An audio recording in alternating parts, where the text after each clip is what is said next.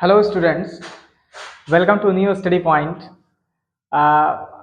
आज हम आपके लिए दिवाली उपहार लेके आए हैं और दिवाली जो उपहार है उस उपहार में हम आपको जो बीएससी का पॉइंट है, बीएससी फर्स्ट ईयर के जो बच्चे हैं जिन्हें एल्गी में प्रॉब्लम होती है, उनका सेकंड पेपर होता है एल्गोलॉजी का, तो उसमें एल्गी से रिलेटेड जो अध्ययन करना है उसके बारे में थोड़ा सा अब हमारी जो सीरीज है वो आपके लिए दिवाली गिफ्ट के रूप में जो है वो हम आपके सामने रखेंगे। तो चलिए उसी पे हम स्टार्ट करते हैं। एल्गी, जैसा कि मैंने हेडिंग आपके सामने डाल के रखा हुआ है कि व्हाट इज एल्गी। तो हालांकि अभी आप लोग बेसिकली जानते भी होंगे कि व्हाट इज एल्गी, लेकिन फिर भी हम आपके सामने जो है वो एल्गी के बारे में कुछ बातें जो है वो करना चाहते हैं। और एल्गी जो एल्गी पॉइंट है उस एल्गी के बारे में, क्योंकि आप ये जानते हैं कि ये बॉटनी का है और एल्गी जो है वो उसी के बारे में हमको थोड़ा बहुत पढ़ना भी है। चलिए स्टार्ट करते हैं। आप जानते हैं कि व्हाट इज द बॉटनी। सबसे पहले हम बॉटनी के बारे में थोड़ा सा सीखें कि बॉटनी किसे कहते हैं। तो अभी तक आपने सीखा ये होगा कि botany the study of plant. क्यों भाई, ये सीखा होगा आपने, स्टडी ऑफ प्लांट्स। लेकिन ये डेफिनेशन उतनी करेक्ट नहीं है जितनी होनी चाहिए। क्यों? क्योंकि आप जानते हैं बॉटनी का जो एरिया है वो बहुत ही ज्यादा डाइवर्स है, बहुत ज्यादा एक्सपेंस में है, यानी बहुत ज्यादा इसका जो नेचर है वो काफी बड़ा हुआ है। तो हम बॉटनी जिसको स्टडी ऑफ प्लांट्स कहते हैं। और आप जानते हैं कि मैं अगर आपको बताऊं, क्योंकि आप बीएससी फर्स्ट ईयर के छात्र हैं, तो आपको ये नहीं पढ़ना है, आपको ये पढ़ना है कि बॉटनी बायोलॉजिकल साइंस की, यू कैन से लाइक दैट, कि बायोलॉजी जो है वो बायोलॉजिकल साइंस की एक ऐसी ब्रांच है, एक ऐसी ब्रांच है, यानी आप ऐसे बोल सकते हैं कि botany is a branch of a biological science which deals with the, जिसके अंदर हम क्या डील करते हैं, deals life cycle of the plant. अब ये अच्छा हुआ, लाइफ साइकिल ऑफ प्लांट, यानी जितने भी प्लांट हैं उनकी लाइफ साइकिल के बारे में हम पढ़ते हैं। अब आप मेरे हिसाब से आप समझ गए होंगे कि लाइफ साइकिल का मतलब होता है जीवन चक्र, और जीवन चक्र इतनी आसानी से कंप्लीट नहीं होता। क्यों? ठीक है, लाइफ साइकिल ऑफ प्लांट, ये हमको इसके अंदर पढ़ना है। क्योंकि आप बॉटनी का वो क्षेत्र पढ़ने जा रहे हैं जिसे एल्गी बोलते हैं, तो इसका मतलब हम केवल एल्गी के लाइफ साइकिल के बारे में थोड़ा सा जो है वो पढ़ेंगे। ठीक है, तो बॉटनी के अंदर हम क्या करेंगे, जो प्लांट की जो लाइफ साइकिल है उसको हम क्या करते हैं, डील करते हैं। और अगर आप देखेंगे तो जो प्लांट सेल होती है, यानी प्लांट की जो सेल होती है, उस प्लांट की सेल में जो है वो सेल वॉल पाई जाती है, और यही काम जो है वो मतलब एनिमल सेल में जो है ये सेल वॉल जो है वो एब्सेंट होती है। This is the main difference between the plant cell and the animal cell.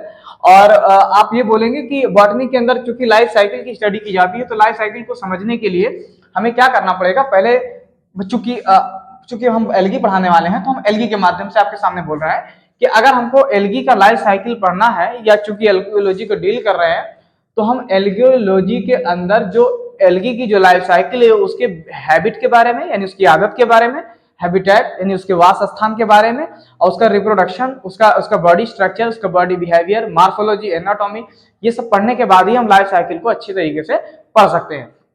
तो चलिए सबसे पहले हम ये देखते हैं कि बॉटनी में हमको पढ़ना क्या पड़ता है। तो सबसे पहला अगर देखेंगे तो बॉटनी के अंदर what we read in botany, botany के अंदर हम क्या पढ़ते हैं। तो सबसे पहला जो पॉइंट है वो बॉटनी के अंदर अगर देखेंगे तो वायरस पहले आता है। ठीक है, यानी वायरस आता है, यानी आप जानते हैं कि virus is the very simplest and simplest, आप ऐसे बोल सकते हैं, हम ऐसे बोलेंगे कि इसका जो बॉडी है वो तो सिंपलेस्ट है, इसकी बॉडी सिंपलेस्ट है, लेकिन इसका जो कैरेक्टर है, इसका जो नेचर है वो काफी कॉम्प्लेक्स है।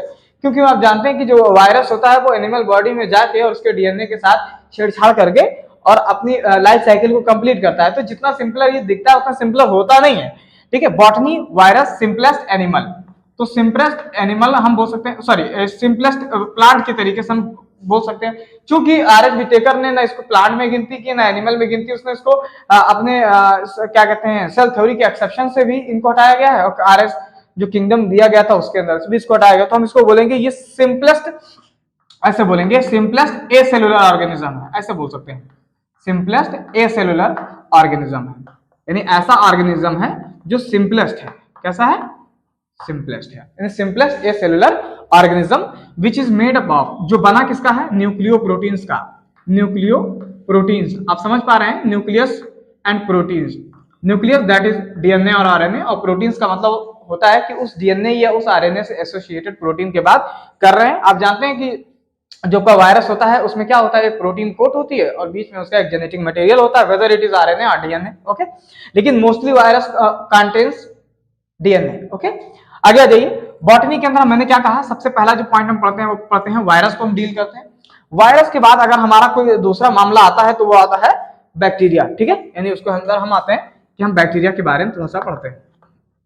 तो ये लिए आपके लिए मैं इंट्रोडक्शन पढ़ा रहा हूं आपको, ताकि आप समझ जाएं कि हम एल्गो क्यों पढ़ते हैं और एल्गो कैसे हमें पढ़नी चाहिए। ठीक है, तो ये जरूरी है, वीडियो पूरी आप पूरी देखिएगा, वरना आप जब अगला लेक्चर हम पढ़ाएंगे वो आप जान नहीं पाएंगे। तो बैक्टीरिया क्या है, आप जानते हैं कि बैक्टीरिया एक प्रोकैरियोटिक सेल है। मेरे हिसाब से कुछ लोग जानते भी होंगे, लेकिन ऐसा नहीं है, आपको थोड़ा बहुत पॉइंट छूट जाता है। आपको लिटरेचर चाहिए ताकि आप जो अपना जो मेंस का एग्जामिनेशन है वो अच्छे से दे पाए। और आप जानते हैं बीएससी सेकेंड ईयर का जो एग्जामिनेशन है वो कहीं ना कहीं इनडायरेक्टली बीएससी फर्स्ट ईयर के एग्जामिनेशन से जुड़ा होता है। ठीक है, तो बैक्टीरिया दैट इज प्रोकैरियोटिक, ये प्रोकैरियोटिक होता है। प्रोकैरियोटिक का मतलब होता है ऐसी सेल जो काफी एडवांस जो है वो ना हो। अंडरस्टैंड, प्रोकैरियोटिक होता है और सेलुलर होता है। क्या होता है, सेलुलर होता है। प्रोकैरियोटिक होता है और सेलुलर होता है। ठीक है भाई, सेल होगी वही पे प्रोकैरियोटिक होगी। थर्ड अगर हम आ जाए तो उसको बोलते हैं फंजाई। क्या बोलते हैं, फंजाई बोलते हैं। तो फंजाई अगर हम बात करें तो फंजाई जो है आप जानते हैं कि फंजाई जो है वो सेलुलर होता है, यानी मल्टी सेलुलर होता है, लेकिन एक फंजाई को छोड़कर जिसे ईस्ट बोलते हैं सेलुलर होता है। और यूकैरियोटिक होता है, ये अच्छी बात है। यूकैरियोटिक का मतलब होता है डेवलप सेल। ठीक है, यूकैरियोटिक होता है। और एक और पॉइंट है, एक क्लोरोफिलस होता है, जिसकी वजह से इसको प्लांट की जो फैमिली है या प्लांट का जो किंगडम है, प्लांट किंगडम है, उससे निकाल दिया गया है, एक क्लोरोफिलस। ठीक है, एक क्लोरोफिलस यानी विदाउट क्लोरोफिल, जिसकी वजह से इसको एक बंजारे की तरह जीवन बिताना पड़ता है, दूसरे के ऊपर जो है ये डिपेंड होता है, whether it is in the form of parasite और you can say that saprophyte, but saprophyte is more common in fungi. Okay, अगर चौथी बात करें तो हम इसको बोलते हैं एल्गी। क्या बोलेंगे, एल्गी, जो कि आपका मेन टॉपिक है, आपका मुद्दा है ये। तो अगर हम इसको देखेंगे तो ये भी क्या होता है, ये सेलुलर होता है, सेलुलर होता है, यूकैरियोटिक होता है। सबसे बड़ी बात यूकैरियोटिक होता है, और यूकैरियोटिक होने के बाद ये क्लोरोफिलस होता है। ये इसकी खास बात है, क्लोरोफिलस होता है। Understand, that is chlorophyllous. Okay, और आगे ध्यान रखिएगा, एक बहुत इंपॉर्टेंट पॉइंट है कि jacket layer is absent. Jacket layer is absent. आप जानते हैं कि जो एल्गी हैं, उस एल्गी के अंदर जो सेक्स आर्गन होते हैं उनके ऊपर एक जैसे आर्चिगोनिया बनता है, एंथ्रीडिया बनता है, तो आर्चिगोनिया के ऊपर एक जो जैकेट लेयर पाई जाती है जो उसको प्रोटेक्ट करती है।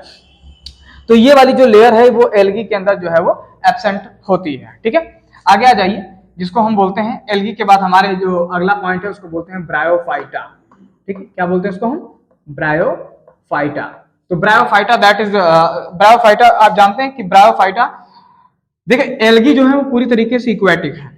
ठीक है, और अगर आप ब्रायोफाइटा की बात करें तो इन्हें amphibians of the plant kingdom कहा जाता है। ये क्वेश्चन आपके लिए बहुत इंपॉर्टेंट है कि आपसे क्वेश्चन पूछा जाएगा, बताइए किन्हें amphibians of the plant kingdom कहा जाता है। Amphibians of the plant kingdom क्यों कहा जाता है, ऐसा इसलिए कहा जाता है क्योंकि ये पूरी लाइफ साइकिल जो है वो दलदली एरिया में, डैम्प प्लेसेस में, शेडी प्लेसेस पे जो है वो बिता देते हैं, लेकिन इनको जो फर्टिलाइजेशन करना होता है तो फर्टिलाइजेशन के लिए इनके वाटर की नीडेड जरूरी है, यानी वाटर इनको जरूर चाहिए, इसलिए इन्हें amphibians of the plant kingdom कहा जाता है। एम्फीबियंस का मतलब होता है जो दोनों लैंड और वाटर में अपना जीवन व्यतीत करे, अपनी लाइफ साइकिल को कंप्लीट करे, उसे हम amphibians of the plant kingdom बोलते हैं। Amphibians of the plant kingdom. आपको मेरा सपोर्ट करना है ताकि हम आपको सपोर्ट करते रहें। ठीक है, आप इस चैनल को सब्सक्राइब कीजिए, ज्यादा से ज्यादा लोगों में शेयर कीजिए ताकि हम आपको ऐसे कंटेंट जो है वो दे पाए। Bryophyta that is called amphibians of the plant kingdom. और आप देखेंगे कि they are found in damp and shady places. देखिए हमारा इस पे ज्यादा वर्क नहीं है, ये हमारा अलग चलेगा, डैम्प एंड शेडी प्लेसेस, यानी हम ब्रायोफाइटा हम अलग पढ़ाएंगे। ठीक है, लेकिन अभी थोड़ा सा आप पहले एल्गी जो है वो थोड़ा सा हमारे साथ रीड कीजिए। ब्रायोफाइटा, अगर हम अगला पॉइंट देखें, ब्रायोफाइटा के बाद अगर हम अगला पॉइंट देखें, मैं यहाँ लिखता हूं, ठीक है, जिसको बोलते हैं टेरिडोफाइटा। क्या बोलेंगे, टेरिडोफाइटा। टेरिडोफाइटा का प्लांट अगर देखा जाए तो टेरिडोफाइटा को हम बोलेंगे फर्स्ट लैंड प्लांट। क्या बोलेंगे, first land plants, first land plants, या हम ऐसे बोल सकते हैं कि first vascular plant. Vascular plant का मतलब होता है ऐसे प्लांट जिनमें पहली बार जाइलम और फ्लोएम जो है वो वेल डेवलप्ड हुआ। यहाँ पे जो ये प्लांट है इसमें कोई भी जो वेस्कुलर प्लांट है यानी जाइलम ओकुलम जो है वो क्या कहते हैं उसको, डेवलप नहीं था। ठीक है, तो pteridophyta first land plant and first vascular plant. बहुत ज्यादा इनमें डिटेल नहीं बता रहे, मैं आपको केवल हेडिंग बता रहा हूँ। ठीक है, इनके बारे में तो अलग अलग आपका सब्जेक्ट ही होगा, ऐसा नहीं है कि अभी नहीं होगा तो फिर अगली बार में होगा। जिम्नोस्पर्म, तो जिम्नोस्पर्म को इसकी खास बात यह है कि इसके अंदर जो सीड्स होते हैं वो नेकेड होते हैं। सीड्स आर नेकेड, सीड्स जो है वो नेकेड होते हैं। यहां नेकेड का मतलब होता है not enclosed bye ovary, not enclosed bye ovary. ठीक है, यानी ओवरी के द्वारा ये इनक्लोज नहीं होते हैं। ओके, ये आप बोल सकते हैं, यानी सीड्स तो बनते हैं लेकिन फ्रूट्स का फॉर्मेशन नहीं होता है। अगला आ जाइए जिसको बोलते हैं angiosperm which is the most developed, angiosperm which is the most developed. तो आप ऐसे बोल सकते हैं मोस्ट डेवलप, यहाँ पे फ्रूट्स भी बनता है, सीड भी बनते हैं, और जो सीड्स होते हैं वो ओवरी के द्वारा जो है वो इनक्लोज होते हैं। तो आप बोलेंगे ओवरी जो है फ्रूट्स में कन्वर्ट हो जाएगी, ओवरी जो है वो फ्रूट्स में कन्वर्ट हो जाएगी, और जो सीड होता है वो आपका ओव्यूल, जो ओव्यूल होता है वो आपका सीड में जो है वो कन्वर्ट हो जाएगा। अंडरस्टैंड? तो इस तरीके से आप बॉटनी को इस लेवल में पढ़ेंगे। ठीक है, तो आप ये देखिए कि वायरस, बैक्टीरिया, फंजाई, एल्गी, ब्राफाइटा, हमारा जो टॉपिक होगा वो ये वाला टॉपिक होगा।